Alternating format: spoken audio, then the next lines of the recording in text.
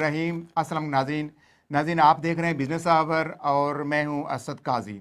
नाज़रीन, सियासी इस्तेहकाम के साथ ही मुआशी इस्तेहकाम जुड़ा हुआ है।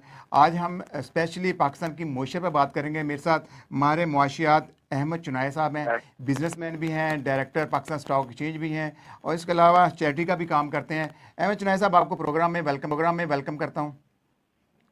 जी, बहुत बहुत शुक्रिया। अहमद साहब, क्या कहेंगे? पाकिस्तान की पिछले 2 साल से तो मईशत बिल्कुल डगरगूं है। बहुत से ऐसे हालात पैदा हो गए हैं कि अब लोग सरमायाकारी नहीं कर रहे। स्टॉक एक्सचेंज कुछ बेहतरी की जानब गामजन होती है, लेकिन फिर उसमें मंदी का शिकार हो जाती है मार्केट। क्या वजूहत देखते हैं आप? बिस्मिल्लाहिर्रहमानिर्रहीम, आपका बहुत बहुत शुक्रिया। देखो, मैं समझता हूँ कि पाकिस्तान की मईशत जो है वो एक बड़े भंवर से निकल कर बाहर आई है और फिर पाकिस्तान स्टॉक एक्सचेंज का बिहेवियर भी जो है वो इसके साथ ही करता है। अब आप करंट पोजीशन ले लें तो लोगों को एक ट्रस्ट लेवल आ गया है, एक एतमाद आ गया है और इस एतमाद के पीछे मैं समझता हूँ कि ये सारी केयर टेकर गवर्नमेंट और 16 माह की गवर्नमेंट है कि जिन्होंने बहुत डिफिकल्ट थे, सही नहीं थे, मैनिपुलेटेड थे, बुला बुला जो भी था सिलसिला। मैं उस पर तो कमेंट नहीं करता, लेकिन इतना जरूर कह सकता हूँ कि जहाँ हुकूमत ने टफ डिसीजन लिए, हुकूमत ने वो डिसीजन लिए कि जो मफाद आम्मा को जो है वो जर्ब देते थे और ये सोचे बगैर कि ये जर्ब जो है वो मुल्क की खातिर इसमें सबको सहना जरूरी था। जिन लोगों ने इसको सह लिया, इस बात को समझा, इस बात को रियलाइज किया, मैं समझता हूँ कि आफरीन है उन पर कि उन्होंने इस मुश्किल हालात में भी हुकूमत वक्त का साथ दिया। आज मैं जो आप मईशत की हालत देख रहे हैं वो अब कहीं पीछे इंशाल्लाह नहीं जाएगी, हम बेहतरी की तरफ जाएंगे और पाकिस्तान स्टॉक एक्सचेंज को भी जो है वो आप बेहतर मोड में देख सकेंगे। नहीं तो अहमद चुनाई साहब, अगर बेहतरी लाई जा सकती तो इस टाइम मईशत में कुछ ना कुछ बेहतरी के असरात नजर आ रहे होते, लेकिन अभी ऑन ग्राउंड तो कुछ नजर नहीं आ रहा। देखिए, ये वो चीज नहीं है कि जी आज हो गया तो आज सामने नजर आ गया। ये लॉन्ग टर्म मेजर्स होते हैं जो आहिस्ता आहिस्ता हमारी मईशत पर इसके असरात आते हैं और ये आहिस्ता आहिस्ता जब असरात आएंगे तो इन दी एंड जो है वो रिजल्ट बड़ा पॉजिटिव आएगा। हम 4 महीने बाद, 6 महीने बाद देखेंगे कि हम बेहतर माशी हालात की तरफ चले गए। आज अगर आप इसका मुआवजा करना चाहते हैं तो पिछले जनवरी और इस जनवरी को अगर देख लें तो हमारी जो बैलेंस ऑफ ट्रेड है, बैलेंस ऑफ पेमेंट है या ट्रेड डेफिसिट है, ये तीनों बेहतर पोजीशन में है। उनके फिगर जो है वो इस बात की काफी कर रहे हैं कि हाँ, हमने इम्प्रूवमेंट की है। तो जहाँ इम्प्रूवमेंट की नजर आती है वहाँ ये ऐसा नहीं होता कि रातों रात हो जाएगा, इसमें वक्त लगता है और ये वक्त जो है साल भर का अगर आप पीरियड देखें तो इस साल में हम काफी बेहतरी की तरफ चले गए हैं और इंशाल्लाह आइंदा आने वाला वक्त भी जो है वो ज्यादा बेहतर होता चला अच्छा, जाएगा। क्या चना साहब, इंडिकेटर क्या कहते हैं? पहले हमारी एक्सपोर्ट कितनी थी, इंपोर्ट कितनी थी, और इस वक्त आपने देखा डॉलर की समझ नहीं आ रही। पहले चंद माह पहले हमें पता चलता था डॉलर अप हो रहा है, डाउन हो रहा है। अब पता ही नहीं, मार्केट में उसकी वैल्यू का भी अंदाजा नहीं है क्या किस कीमत पे डॉलर मिल रहा है। देखिए, ओवरऑल एक्सपोर्ट जो है वो 30 से 33 बिलियन पे हम एक्सपेक्ट कर रहे हैं जो ईयर एंड पे हम अचीव कर जाएंगे। जाहिर है $1-8 बिलियन का आगे पीछे हो सकता है, कहीं गैस की सप्लाई, कहीं बिजली की सप्लाई, कहीं मार्केट कंडीशंस, लेकिन मैं समझता हूँ कि फिर भी हम हर सूरत में 30 बिलियन को क्रॉस कर जाएंगे। इसी तरह हमारी जो रेमिटेंसेज हैं वो भी 30 बिलियन को क्रॉस करती हैं और वो क्रॉस करती हुई नजर आ रही हैं। दूसरी तरफ आप अपने इंपोर्ट्स देख लें तो हमारी इंपोर्ट्स, मैं नहीं समझता कि 56 या 58 बिलियन से डॉलर ज्यादा जाएंगी।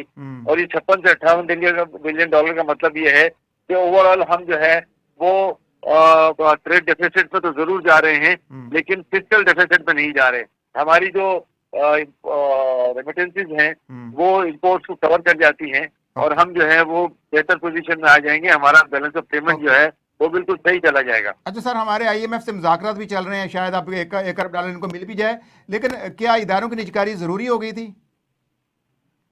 देखिए, कहीं भी किसी भी दुनिया में के मुल्क में जो है वैसा नहीं हो सकता कि स्टेट ओन्ड एंटरप्राइजेज जो है वो डेफिसिट में चलते रहें, हम जो है वो मुफ्त का लॉस करते रहें। आज भी 1800 बिलियन रुपए का जो है वो एनुअल लॉस है स्टेट ओन्ड एंटरप्राइजेज का, और ये कब तक गवर्नमेंट जो है ये नुकसान चलाती रहेगी। ये प्राइवेट सेक्टर को दिए जाएं, प्राइवेट सेक्टर चाहे उसमें नफा करे नुकसान करे उसको बेहतर मैनेजमेंट में चलाए, यही उनका मैं समझता हूँ कि ज्यादा बेहतर काम हो सकता है। गवर्नमेंट अगर चलाती रहेगी और हम स्टेट ओन्ड एंटरप्राइजेज में नुकसान करते रहेंगे, फिर हम सब्सिडीज में नुकसान करते रहेंगे, तो हमारी गवर्नमेंट चल नहीं सकती। हमारी मईशत का पहिया जो है वो रुक जाता है। आज मईशत का पहिया चलाने के लिए दो चीजों की अहम जरूरत है। एक तो ये मुकम्मल निष्कारी न सिर्फ सीआईए बल्कि तमाम डिस्को एसओईज का, और इसके बाद जो सबसे बड़ा अहम फैक्टर ये है कि हमें जीरो जो है वो अपना सब्सिडीज पे जाना है। जब तक ये सब्सिडीज खत्म नहीं करेंगे, हमारी ये नेशनलाइजेशन को डिनेशनलाइज नहीं करेंगे, हमारी मईशत का पहिया जो है वो सही से नहीं कर सकता। चलिए सर, मुझे बताइए कि ये दो बड़ी सियासी पार्टियां हैं, पाकिस्तान पीपल्स पार्टी और पाकिस्तान मुस्लिम लीग नून। ये कम से कम 30-35 साल इस मुल्क पर रूल करती रही हैं। स्टील मिल मुशर्रफ दौर के अंदर उसकी निजकारी होने जा रही थी, उस टाइम आपको पता उसके ऊपर क्या मसाइल खड़े हुए। अगर हम इनसे पहले जांच छुड़ा लेते तो हमारे ये सफेद आती है में ना पालने पड़ते। अब मजबूरन जब हमारे पल्ले कुछ नहीं बचा तो फिर हम इनकी निजकारी करने का प्लान कर रहे हैं।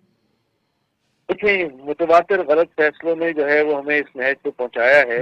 आज अगर ये गवर्नमेंट भी है तो मैं समझता हूँ ये इनके लिए भी एक आखिरी चांस है कि या तो मामलात को सीधा कर लें, ठीक कर लें, मईशत को सही से चला लें, अपने वोट बैंक की परवाह ना करें। इन लोगों ने हमेशा अपने वोट बैंक की परवाह की, लोगों को सब्सिडीज दी, स्टेट ओन एंटरप्राइजेस को चलाया, एम्प्लॉय से ब्लैकमेल होते हैं। अब ये सिलसिला जो है वो खत्म होने की जरूरत है। उस सिलसिले को कल नहीं आज खत्म होने की जरूरत है, और ये अगर खत्म नहीं करेंगे तो फिर अगला इलेक्शन जो है वो फिर किसी और का होगा, इनका नहीं होगा, चाहे कुछ भी करना। सर, हमारी बदकिस्मती हमारा सियासतदान सिर्फ अगले इलेक्शन पर नजर रखता है और इसका फोकस ये नहीं होता है। उसकी फोकस ये होता है कि मैंने वोट बैंक बचाना है। आपने देखा स्टील मिल के अंदर बेजा भर्तियां की गई और एक टाइम आया वो स्टील मिल बंद होगी। चलें, मुझे बताइएगा, इस वक्त आप एक बिजनेसमैन भी हैं और इंडस्ट्री भी चला रहे हैं। जो तवानाई के ज़राए हैं वो बहुत महंगे हो चुके हैं। मेरी सनतकारों से बात होती है, वो कहते हैं जी अब हम प्रोडक्शन कैसे करें, पैदावारी लागत ही बहुत ज़्यादा बढ़ चुकी है। देखिए, हमारा बिजली का ये जो बिजली का जो बिल है उसके अंदर शायद 40% कंपोनेंट जो है वो हमारी कैपेसिटी पेमेंट है। 15% कंपोनेंट जो है वो हमारा जो पिलफरेज है, थेफ्ट है, लाइन लॉसेज है, वो है। अगर हम ये 55% को काबू कर लें तो बिजली आज आधी हो जाती है, और यही वक्त की अहम तरीन जरूरत है। कैपेसिटी पेमेंट को कम करने के लिए जो है वो मशवरा कल भी दिया गया था, आज भी दिया गया था कि जो हमारी कैप्टिव पावर प्लांट्स हैं उनको बंद करने की जरूरत है।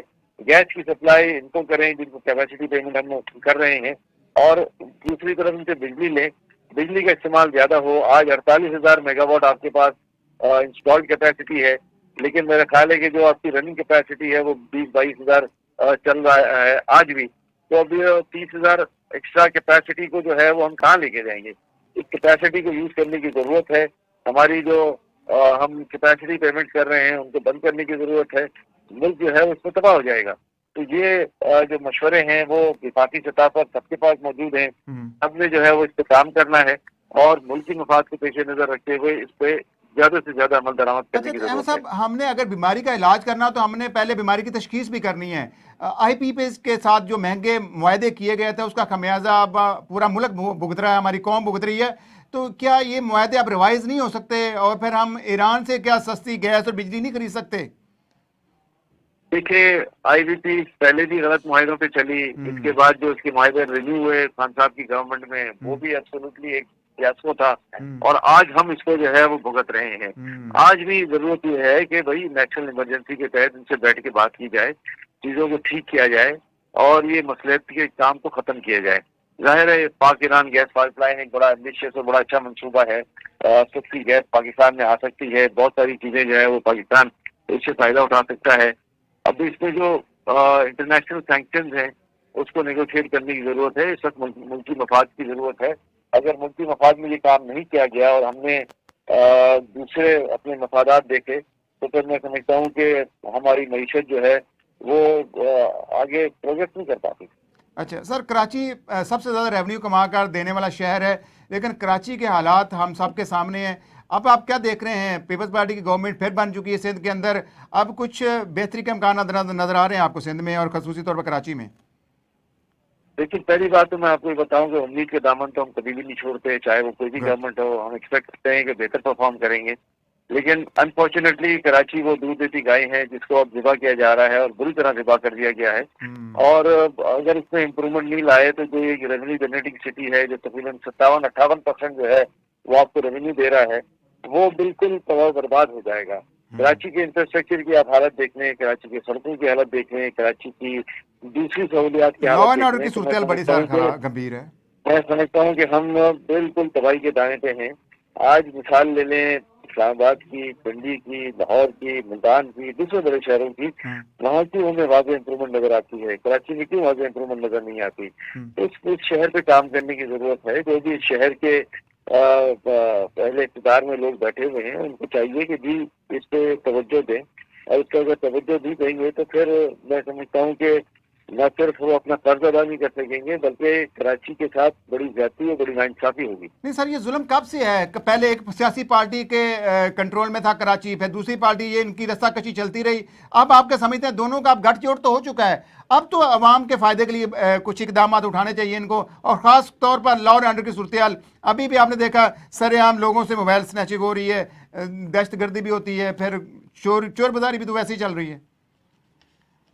हम और आप सब ये जो है वो उम्मीद करते हैं और इंशाल्लाह यही समझते हैं कि ये काम बेहतर हो जाएगा, चाहे पिछली सियासी पार्टी हो, चाहे अभी के वक्त मौजूदा वक्त की सियासी पार्टी हो। मैं समझता हूँ कि अवाम ही उनको जो है वो इस बात पर मजबूर कर सकते हैं कि जी ये हालात को ठीक करें, चीज़ों को ठीक करें, इंफ्रास्ट्रक्चर को ठीक करें। ये म्यूनसिपैलिटी की जिम्मेदारी है। म्यूनसिपैलिटी फंड की कमी का रोना ना रोए, जिसमें अब तो म्यूनसिपैलिटी और स्टेट गवर्नमेंट दोनों एक है।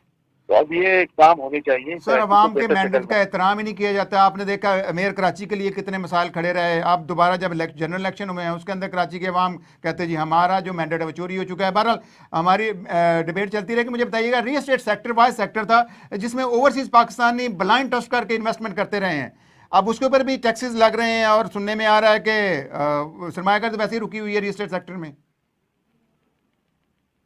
जी बिल्कुल, देखें कराची को या ओवरऑल पूरे मुल्क को जो है वो अब एक बड़ी सिंसियर क़यादत की जरूरत है। मैं ये नहीं कहता कि मौजूदा क़यादत सिंसियर नहीं होगी, लेकिन उनको जो है वो ठीक होना पड़ेगा। उनको भी मुल्क की खातिर काम करना पड़ेगा। अपने जाती मफादात को बलाए ताक रखकर जो है वो बेहतर जो है वो मुल्क के लिए कुर्बानी, शहर के लिए कुर्बानी, ताकि हम इस शहर को रहने के काबिल बना सकें। बिल्कुल। अच्छा सर, आप एक टाइम पे CPLC के भी मेरे ख्याल है आप चेयरमैन रहे हैं, आप उसको हेड करते रहे, क्या सूरत हाल रही है? ये तजर्बा कामयाब रहा है और ये पूरे पाकिस्तान में होना चाहिए? देखिए, CPLC का एक बेहतरीन मॉडल था और मैं समझता हूँ कि अब भी उसको होना चाहिए और पूरे मुल्क में इसको रेप्लिकेट किया जा सकता है। इसमें कोई दो राय नहीं है। अवाम तैयार है काम करने के लिए। ऐसे लोग मौजूद हैं कि जो अपना वक्त और पैसे बर्बाद करके शहर की तरक्की के लिए, मुल्क की तरक्की के लिए काम कर सकें। सर, बहुत कम लोग ऐसे होते हैं जो अपनी मदद आपके तहत इस तरह कोई खिदमात पेश करते हैं। आप किस तरह इस मुल्क की मईशत को बेहतरी की तरफ गामजन कर सकते हैं और अपनी खिदमात क्या पेश कर सकते हैं? देखिए, हमने तो हर वक्त इस मुल्क के लिए कुर्बानी दी है, कल भी दी थी, आज भी दे रहे हैं, इंशाल्लाह कल भी तैयार हैं। इसमें कोई दो राय नहीं है। आप जब ये कहते हैं कि बहुत कम लोग ऐसे होते हैं, तो हाँ, उसकी परसेंटेज बड़ी कम होती है, लेकिन इस मुल्क में बेतहाशा लोग मौजूद हैं जो अपने जाती मफादात को बलाए तक रखकर, अपने काम को छोड़कर इस मुल्क के लिए कुर्बानी देने को तैयार हैं। मौका देने की जरूरत है, मॉड्यूल बनाने की जरूरत है और इंशाल्लाह ये काम जरूर हो जाएगा। सर, मैंने देखा है कि इस मुल्क ने हमें बहुत कुछ दिया है, लेकिन बदले में हमने इस मुल्क को कुछ नहीं दिया। मैंने सरकारी मुलाजमीन, ब्यूरोक्रेसी, सियासतदान, हुक्मरानों से सब ने देख लिया, सब ने कुछ ना कुछ फ़ायदा उठाया है। तो मैं समझता हूँ कि अब मुल्क उस पोजीशन में है कि अब इस मुल्क के लिए हमने सब ने कोई मिलजुल कर काम करना होगा, मुआशी एमरजेंसी भी लगानी होगी। देखिए, ये वक्त की अहम जरूरत है। कहने को तो ये नारा जो है वो बहुत अच्छा लगता है, लेकिन लोगों को जो है वो कुर्बानी का जज्बा देना होगा, लोगों को मोटिवेट करना होगा। आई एम श्योर, मैंने कहा है कि बहुत सारे लोग मौजूद हैं जो इस मुल्क के लिए काम करना चाहते हैं। सिर्फ और सिर्फ हमें उनको सीधी राह दिखानी होगी, उनको सही लीडरशिप देनी होगी। अगर हम सही लीडरशिप नहीं दे सकते, सही तरीके से जो है वो उनको गाइड नहीं कर सकते या सही एम्पावरमेंट नहीं दे सकते, तो फिर भी काम मुमकिन नहीं है। आज सही एम्पावरमेंट देने का वक्त है। लोगों को जो है वो कुर्बानी के जज्बे की तरफ राग़िब करने की जरूरत है और मैं आपको यकीन दिलाता हूँ कि बहुत सारे लोग, एक बड़ी तादाद जो है वो इस काफिले में शामिल होकर मुल्क की बेहतरी के लिए काम कर सकती है। अच्छा सर, आखिर में मुझे बताइएगा, इस वक्त आपके पास हल क्या है? आप क्या बताना चाहते हैं कि अगर ये पॉलिसी अपना ली जाए तो हम इस बहरानी कैफियत से निकल सकते हैं? देखिए, दो ही हल हैं। मुल्क को सब्सिडी से जान छुड़ाएं और इसके बाद तमाम जो एसओईज हैं, स्टेट ओन एंटरप्राइजेज, उनको प्राइवेटाइज कर दें। और तीसरा और सबसे आखिरी हल ये है कि हम अपनी जो बजट डेफिसिट है उसको मद्देनजर रखते हुए मैं समझता हूँ कि जो गैर जरूरी इम्पोर्ट्स हैं उनको हम बंद करें और मुल्क को जो है वो तरक्की की तरफ लेके चले जाएं। यही 3 रास्ते हैं जिससे हम आगे बढ़ सकते हैं। चलो सर, जाते जाते बता जाएं, पाकिस्तान स्टॉक एक्सचेंज के अंदर बेहतरी कब तक देख रहे हैं? अभी लोग शेयर्स खरीद रहे हैं और कौन कौन से शेयर खरीदने चाहिए? अफरोज भाई, बेहतरी तो आप पिछले 2-3 हफ्तों से देख रहे जी, हैं। देख रहे कल हैं। भी मार्केट बहुत अच्छी थी, आज भी मार्केट बहुत अच्छी है। कल भी मैं समझता हूँ कि मार्केट में वाइब्रेंसी रहेगी और ये सिलसिले जो है वो आगे बढ़ते रहेंगे। यही वक्त है पाकिस्तान स्टॉक एक्सचेंज में इन्वेस्टमेंट करने का। लोग आगे आए, इस मार्केट पे भरोसा करें और मैं समझता हूँ कि आगे जो है वो अच्छा रेवेन्यू जनरेट होगा इंशाल्लाह। तो सर कौन से शेयर ज़्यादा, ये भी बताते जाएं। देखिए, सारे सेक्टर जो हैं वो इसका वायबल हैं। कोई ऐसा सेक्टर में ये नहीं कहता कि वायबिलिटी की तरफ ना हो। सिर्फ जो इन्वेस्टमेंट करें वो कंपनीज को देख लें।